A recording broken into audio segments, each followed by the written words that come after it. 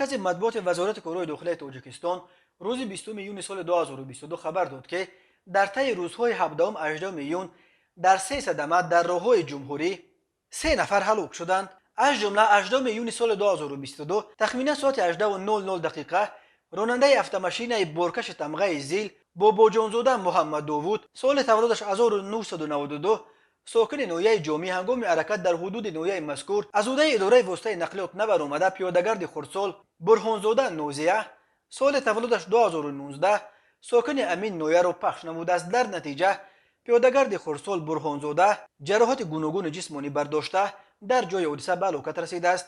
همزمان 18 یونیو سال 2022 تخمینا ساعت 18:30 دقیقه راننده افت تمغه BMW ظهور فرخ سال تولدش 1991 ساکن نویه غفوروف هنگام حرکت در راه ماشینگرد کانبادام دهمای به خطری حرکت راه را تامین کردن نتوانسته افت را به طرف راست راه چپه نموده است. در نتیجه خود راننده در جای حادثه به هلاکت رسیده است.